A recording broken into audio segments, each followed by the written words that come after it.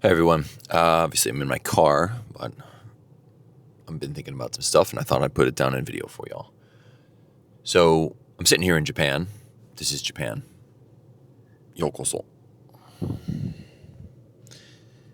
And I'm thinking about Japanese hospitality and what we can learn from it metaphorically when it comes to emotional intelligence.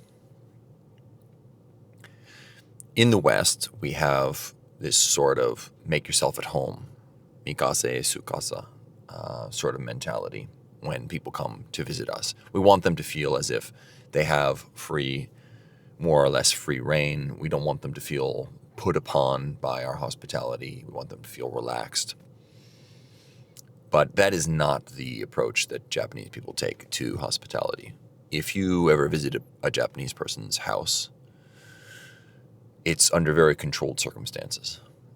And you will have to take your shoes off when you enter. We, Japanese people, I have been here long enough, perhaps I can say that. Japanese people do not abide you tracking dirt into their sacred space, that being the place that they call home. Once your shoes are off and you enter their home, they will go to great pains to make you feel respected, to show politeness to you, to show great consideration for your needs, so that you don't feel as though you are left wanting in any meaningful way.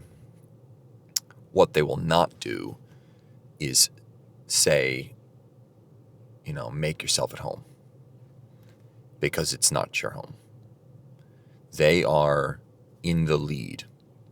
They are controlling the rhythm and pace of the interaction. It is them hosting you, not them being led by you. And this is, I think, the kind of relationship that we can strive to have with emotions like anxiety, like anger, like sadness. Really any emotion that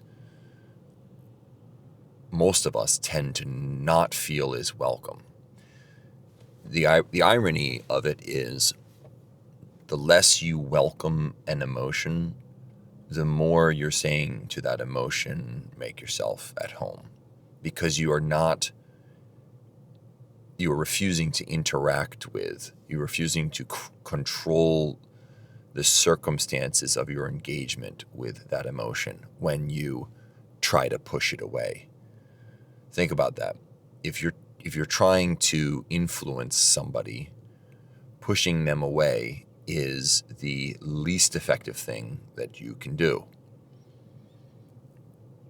Friends close, enemies closer. Well, we don't have enemy emotions, but we do have challenging emotions. We do have emotions that can derail us, distracting emotions, potentially distracting emotions. Those are the ones we need to keep closest.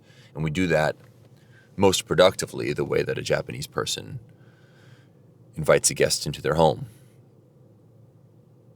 Yes, you're welcome to come in. Please make not make yourself at home, but please make your entrance. But when you do that, take your shoes off. I expect you to take your shoes off, because you're not tracking your dirt in here. I will allow you into my home and I will show you the utmost respect and politeness, all while remaining steadfastly in control of how our engagement flows. This is remaining in a state of self-leadership as opposed to being led by emotionally reactive parts of yourself.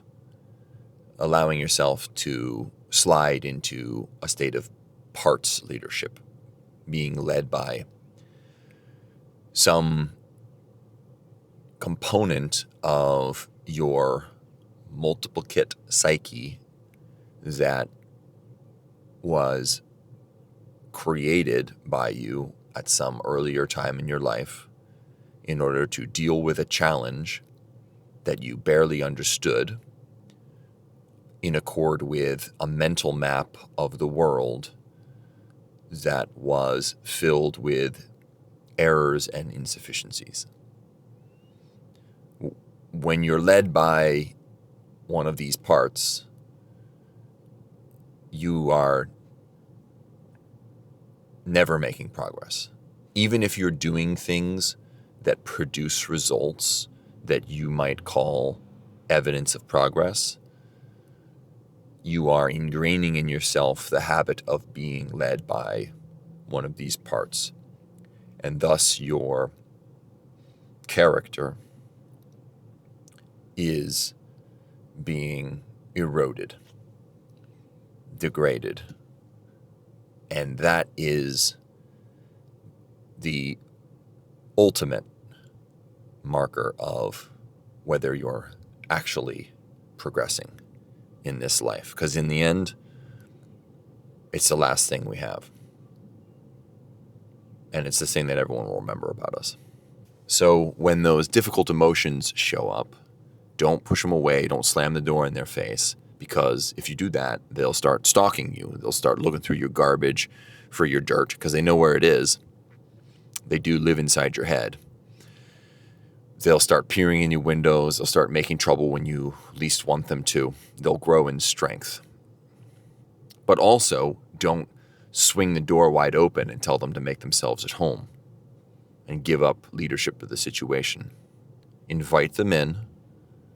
Get them to take off their shoes. Tell them where to sit. Give them the food that you want them to eat. Make polite conversation with them. Show respect. Be polite, but stay in the lead. All right, that's all I got for you here. Hope it was useful.